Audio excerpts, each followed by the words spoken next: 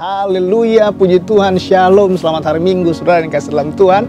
Senang berjumpa saudara dalam minggu ini, dalam program minggu kita pada hari ini. Dan kita ada sebagaimana kita ada semua karena anugerah Tuhan. Saudara yang kasih dalam Tuhan, sepanjang bulan ini, dalam minggu ini saudara yang kasih dalam Tuhan, kita akan membahas secara serial. Dan tema kita pada bulan ini khususnya yaitu 5 cara Tuhan dalam memurnikan rohani orang percaya. 5 cara Tuhan dalam memurnikan rohani orang percaya. Nah, dalam minggu ini kita membahas cara Tuhan yang pertama untuk memurnikan rohani orang percaya. Karena itu mari kita berdoa saudara yang kasih dalam Tuhan agar kita mengerti tentang firman Tuhan ini dan hikmat Tuhan turun atas setiap kita. Kita berdoa. Bapa, di dalam nama Tuhan Yesus Kristus, kami bersyukur oleh anugerah Tuhan. Kami ada sebagaimana kami ada semua karena kebaikan Tuhan. Karena itu Tuhan pimpin pada pemberitaan firman Tuhan hari ini, Roh Tuhan yang bersama dengan kami sehingga kami mengerti firman Tuhan yang diberitakan ini. Dan kami percaya lewat kuasa firman-Mu, yang lemah dikuatkan, yang sakit disembuhkan, yang berbeban berat diberi kelegaan, bahkan yang putus asa diberi pengharapan yang baru.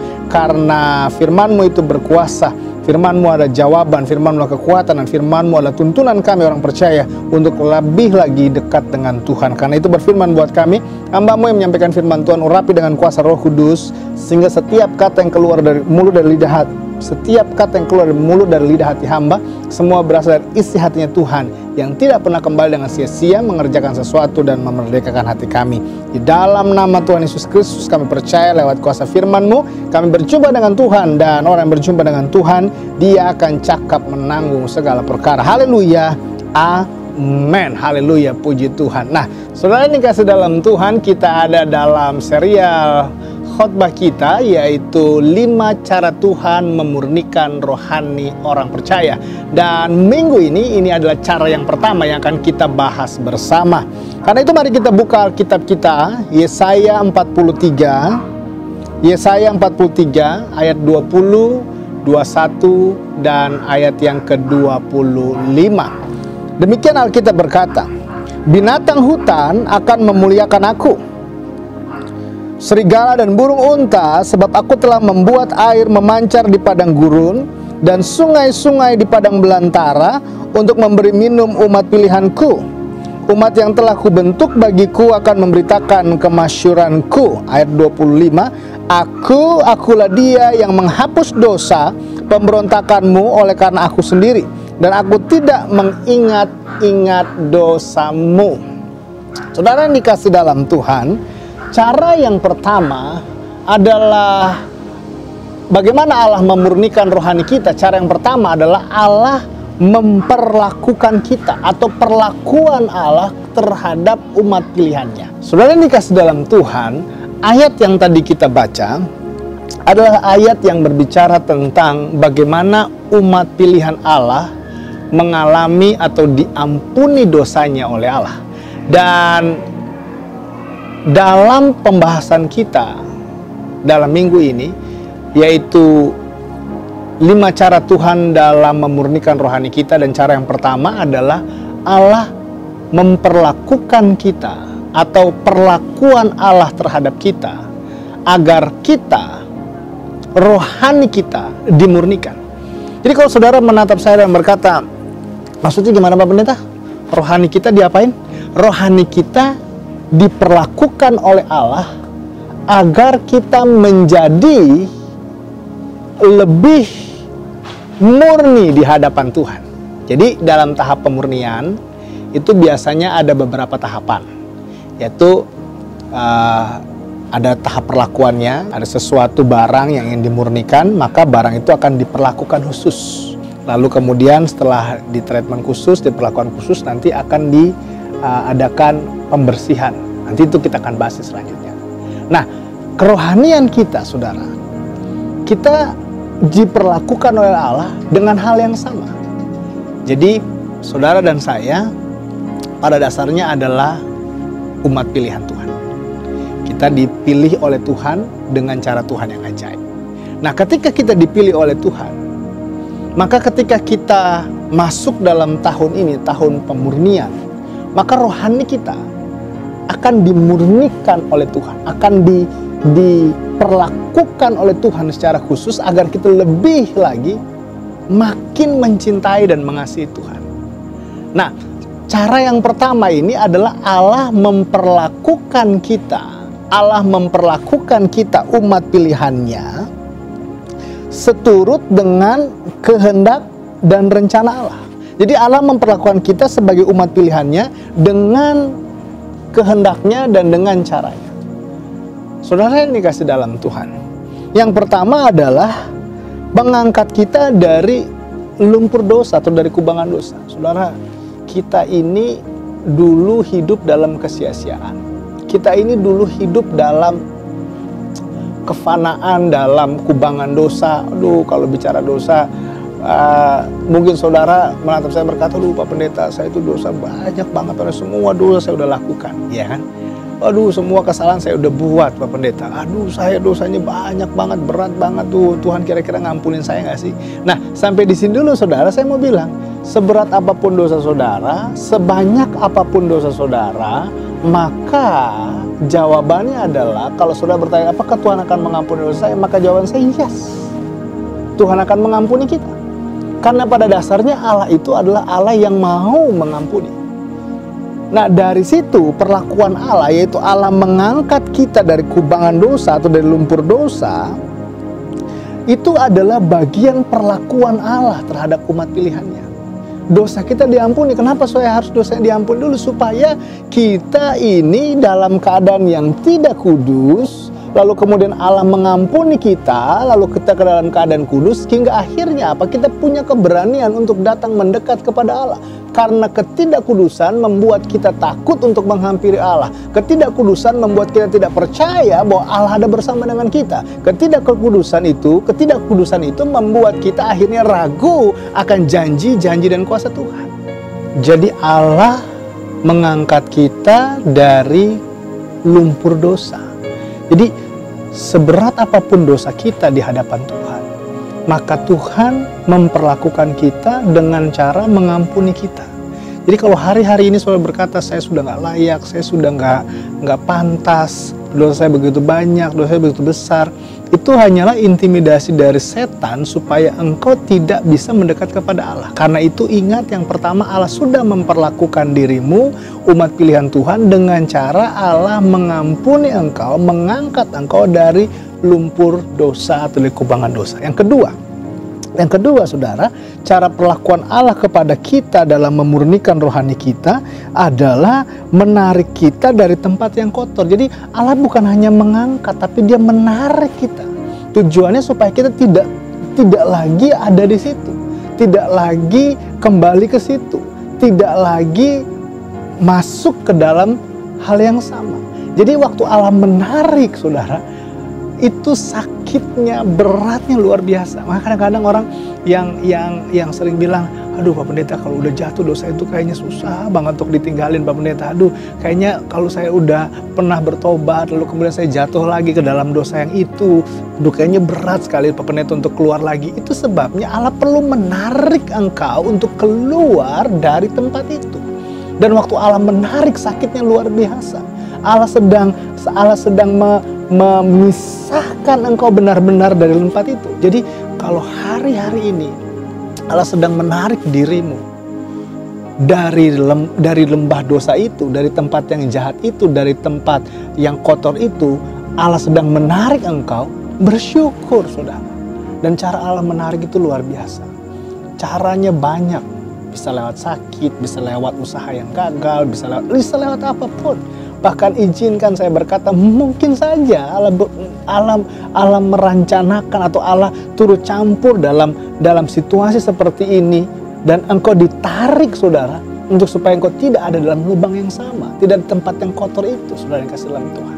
Karena apa? Karena Allah punya rancangan yang indah buat engkau.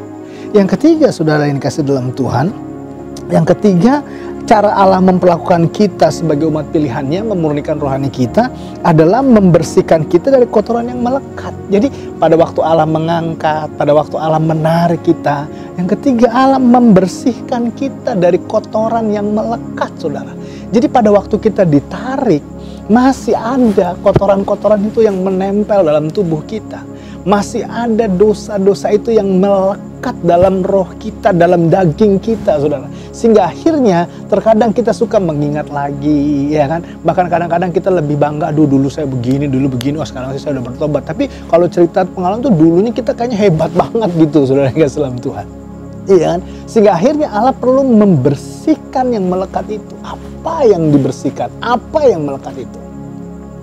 Jadi kalau awalnya kita adalah bicara dosa itu dalam koridor moralitas, dalam koridor moral, saudara, tidak merokok, tidak berzina, ya kan, tidak minum-minuman, tidak mabuk-mabukan, tidak narkoba, itu adalah standar moralitasnya, standar moral ya, saudara. Jadi pada waktu kita bertobat tidak lagi melakukan itu, saudara, tidak lagi melakukan narkoba, tidak lagi melakukan seks bebas, tidak melakukan lagi perzinahan, maka secara moralitas kita bertobat. Tetapi secara rohani ada yang masih melekat, ya mungkin kita sudah nggak berzinah lagi, mungkin kita sudah nggak melakukan mabuk lagi, mungkin kita sudah nggak narkoba lagi, mungkin kita udah nggak selingkuh lagi. Tapi dosa yang melekat itu masih ada. Apa itu Bapak Pendeta? Dosa yang masih melekat itu. Nah, dosa yang masih melekat itu adalah pola pikir kita yang masih duniawi itu. Pola pikir kita yang masih gimana ya? Tetangga sebelah bergaya hidup mewah, gimana cara menyainginya gitu. Kita masih berpikir bagaimana nanti warisan keluarga dibaginya gimana saya dapatnya nanti gimana. Jadi pola pikir kita itu masih kepada hal-hal yang materialisme. Mungkin sampai sini saudara berkata, emang salah ya Bapak Pendeta? Kalau misalnya saya mengharapkan warisan dari rumah tangga atau keluarga saya, dari orang tua saya, kan itu saya punya hak. Saudara dengar baik, saudara nggak salah. Mengharapkan itu nggak salah. Tetapi yang menjadi sebuah kesalahan adalah kalau berkembang dari pengharapan itu berkembang yang lain-lain. Mulai curiga, nanti saya dapat sedikit, nanti dapat lebih banyak. Atau mulai terbalikannya, gimana cara saya dapat lebih banyak, gimana cara sedikit. Nah, ini jadi kacau, saudara. Pikiran kita tuh akhirnya jadi seperti itu. Pikiran kita tuh akhirnya masuk kepada, tanpa kita sadari, menggiring pikiran kita kepada keserakahan itu. Nah, Allah perlu membereskan kerohanian kita. Sehingga gaya hidup kita lagi nggak mewah, saudara. Kita mungkin kita bisa gitu ngomong gitu hebat dalam memotivasi orang, tapi kalau gaya hidup kita masih menunjukkan kemewahan, sementara di balik kemewahan yang kita tunjukkan itu atau di balik kemewahan yang kita lakukan itu masih ada orang-orang yang di bawah kita atau bawahan kita mengalami ketidaksejahteraan, maka saudara yang dikasih dalam Tuhan, itu adalah salah satu cara Tuhan yang harus dibersihkan agar akhirnya apa? Fokus kita kembali ke Bapa di sorga. Fokus kita kembali kepada rancangan Allah. Gini, mungkin saudara matur saya berkata, tapi emang salah ya Pak Pendeta saya bergaya hidup mewah? Saudara, persoalannya di sini bukanlah salah atau benar, tapi menjadi berkat atau tidak menjadi berkat. Saudara yang dikasih dalam Tuhan, dalam sesi berikutnya saya akan menjelaskan tentang hal ini. Tapi Allah perlu membersihkan yang melekat dulu. Kotoran-kotoran yang sudah terbulung menempel dalam hidup kita, dalam roh kita. Jadi Allah perlu bersihkan itu.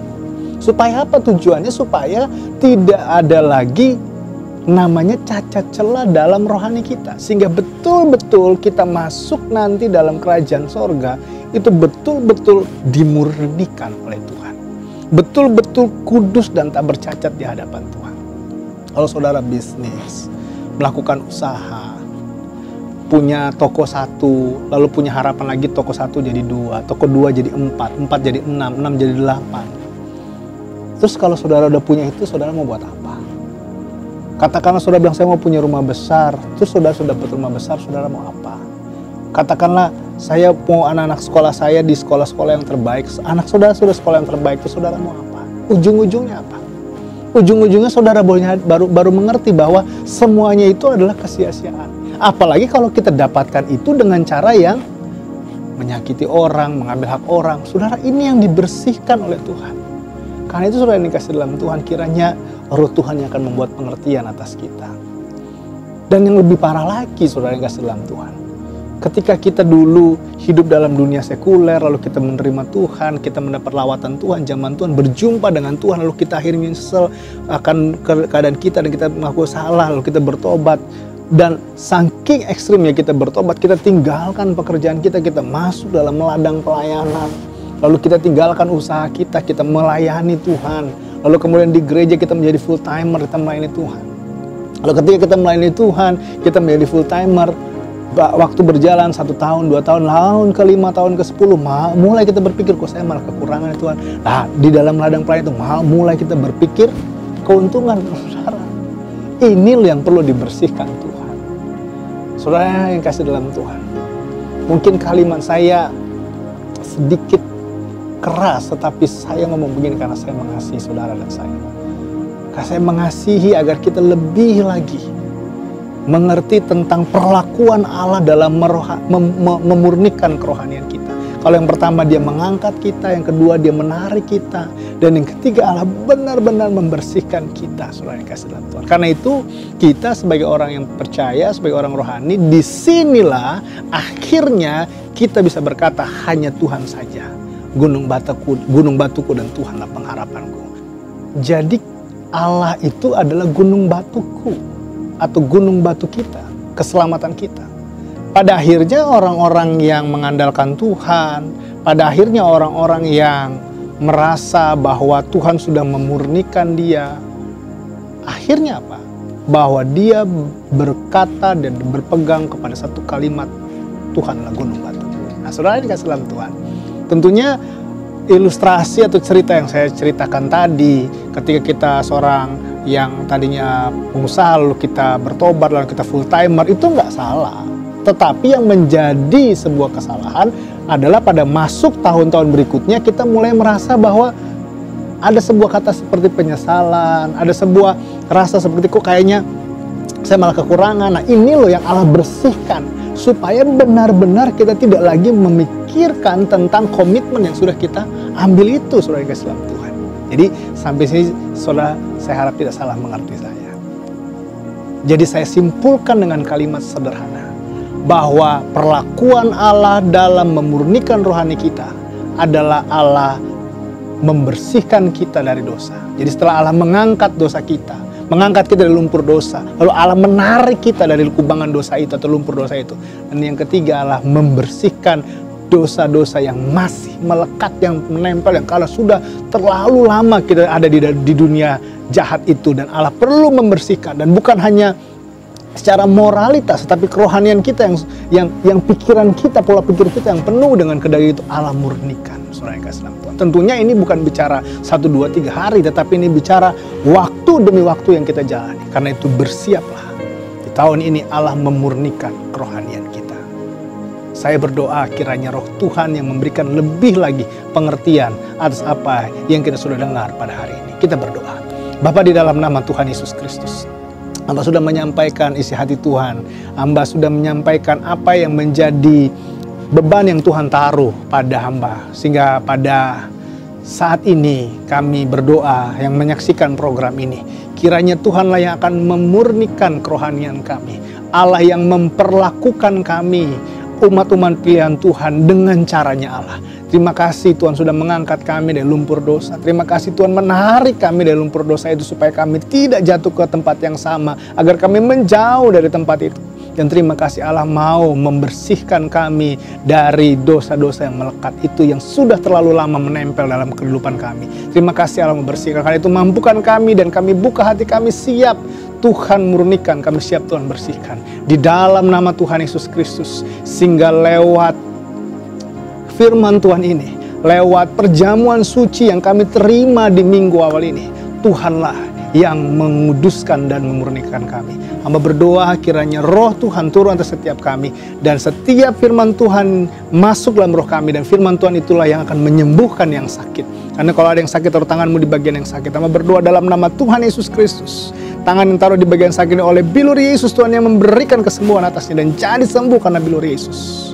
Ingat waktu engkau sudah sembuh, tunjukkanlah dirimu kepada imam, datanglah ke tempat ibadah, atau saksikanlah program-program ibadah lewat tayangan-tayangan online yang disediakan oleh setiap hamba-hamba Tuhan.